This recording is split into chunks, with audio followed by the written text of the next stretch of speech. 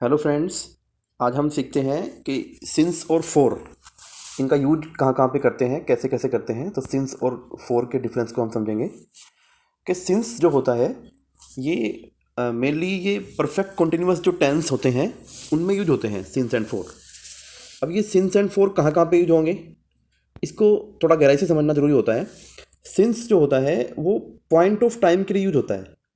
Since होता है point of time, point of time from when. इसको यहाँ पे मैंने ब्रैकेट में लिख दिया है।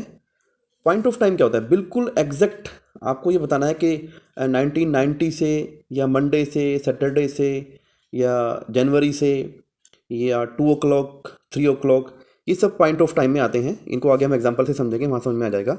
और फोर जो होता है फोर पीरियड ऑफ टाइम होता है। हाउ लॉन्ग मतलब कब से आप उस काम को, इसमें एक ड्यूरेशन आती है। फोर वहाँ पे यूज होता है जब कोई ड्यूरेशन हो, like 2 hours।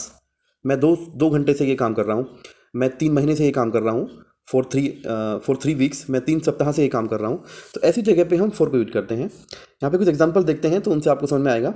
He has been studying since 2 o'clock।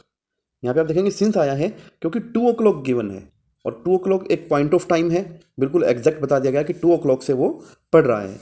Next है they have been playing for 2 hours। अब देखिए यहाँ पे दोनों में डिफरेंस समझेंगे आप।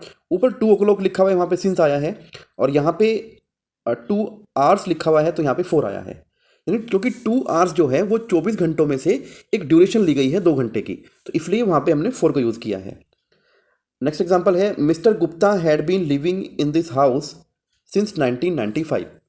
यानी मिस्टर गुप्ता इस घर में 1995 से रह रहे थे। अब यहाँ पे सिंस क्यों यूज हुआ, क्योंकि बिल्कुल एग्जैक्ट बता दिया गया कि 1995 से वो रह रहे थे। अगला एग्जांपल पढ़ते हैं Ramit had been living in this house for 30 years.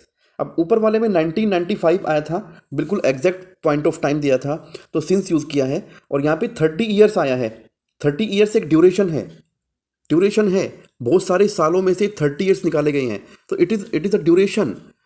तो यहाँ पे इसलिए हमने फोर को यूज़ किया है। तो ये था सिंस और फोर के बारे में, इसमें क्या डिफरेंस होता है, कहाँ पे यूज़ होता है। तो इस तरह की और ट्रिक्स जानने के लिए मेरे साथ लगातार बने रहिएगा। थैंक यू, धन्यवाद।